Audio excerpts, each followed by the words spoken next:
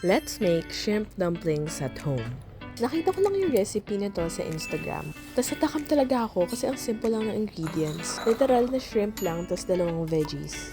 So start tayo with removing the shrimp heads. Hindi natin gagamitin to dun sa mismong dumpling. Pero save natin to for other recipes kasi sobrang malasa nito. Next, yung gagawin naman natin is tatanggalan ng balat ng shrimp. Onti lang yung ingredients pero medyo matrabaho talaga gawin yung recipe na to. Nakailang beses rin akong hugas ng kamay kasi kapag dumami na yung shrimp na binabalatan mo, sobrang nagiging madulas na siya sa hands. I'm not sure kung may easier way kung paano magbalat ng hipon. Pero kung may alam kayong technique, lagay niyo lang sa comment section para malaman namin. After nun, i-devein naman natin yung shrimp.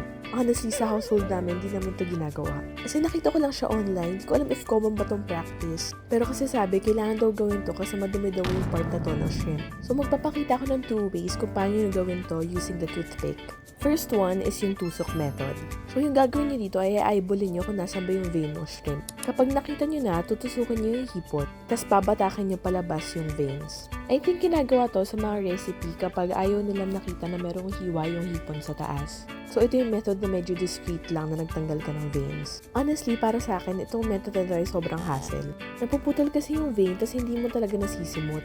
Tapos nagka-clump up lang dito sa taas ng shrimp so kailangan pang kunin isa-isa. Next one is yung hiwa-simot method. So yung una yung gagawin is hihiwaan nyo yung taas ng shrimp hanggang ma-expose yung veins. Mas prefer ko yung method na to kasi kapag nahiwa niya tapos binuklat nyo, kitang-kita nyo na agad yung tatanggalin nyo na vein. After nun, kumuha lang kayo ng toothpick, tapos iangat nyo lang yung vein hanggang matanggal at masimot na talaga to.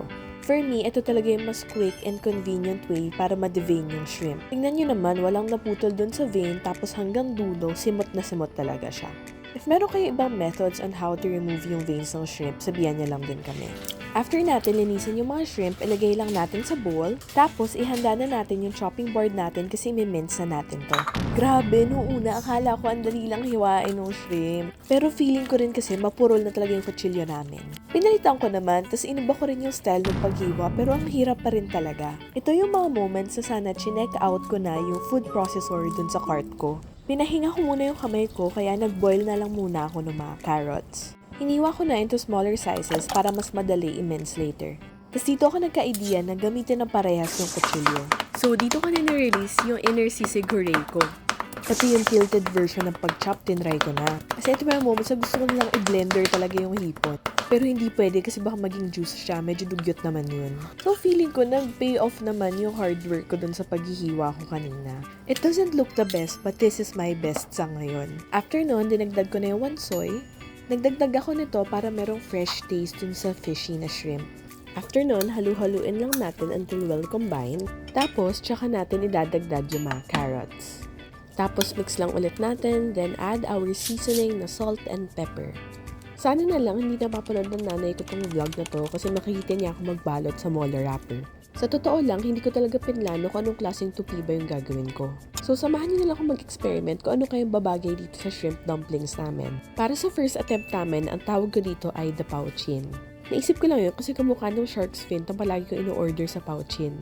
Kung paano ko to ginawa, it's just natural skills. Emmy, ano lang to kagaya nung sa empanada na tupi. Natutunan ko lang to dun sa klase namin nung high school, akalaan yung nagamit ko in the future. Dahil na-satisfy ako sa fold na to, ginawa ko ulit siya for the second try. Feeling ko talaga ang galing dito as in kabahan na kayo pauchin. Char. Yung next na tupi ay yung the envelope. Alam nyo, ito talaga ayoko na lang siya pag-usapan. As in, panoorin nyo na yung kahihiyan ko. Hindi ko rin maintindihan kung bakit ko to ginawa. Yung susunod ay yung napaka-basic na the pyramid. So, medyo indecisive tayo, no? Hindi tayo makapag-decide kung ano bang klaseng tupi yung gagawin sa dumplings. Pero at least, diba, may element of surprise kahit pare-parehas lang yung palaman. So, transfer lang natin sila sa lalagyan and let's take time to appreciate this so pretty dumpling. Actually, may isang type pa ako ng tupi na ginawa. Hindi ko rin na-videoan kasi medyo frustrate na ako, pero yung tawag ko dyan ay yung binulsa. Next up is ilagay lang natin sa steamer yung mga dumplings. So para to sa midnight snack namin and gutom na talaga kami so hindi na namin inayos yung paglagay sa steamer. Steamin namin yung dumplings for around 7 to 10 minutes. So guys, huwag niyo kami tularan kasi gutom na talaga kami. Hindi kami naglagay ng parchment paper.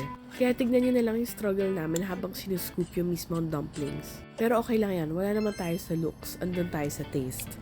So, lagyan na lang tayo ng konting sausawan. For me, gagawin ko to ulit. Pero next time, if food processor ko na yung mga gulay. Pero with this one, satisfied naman ako.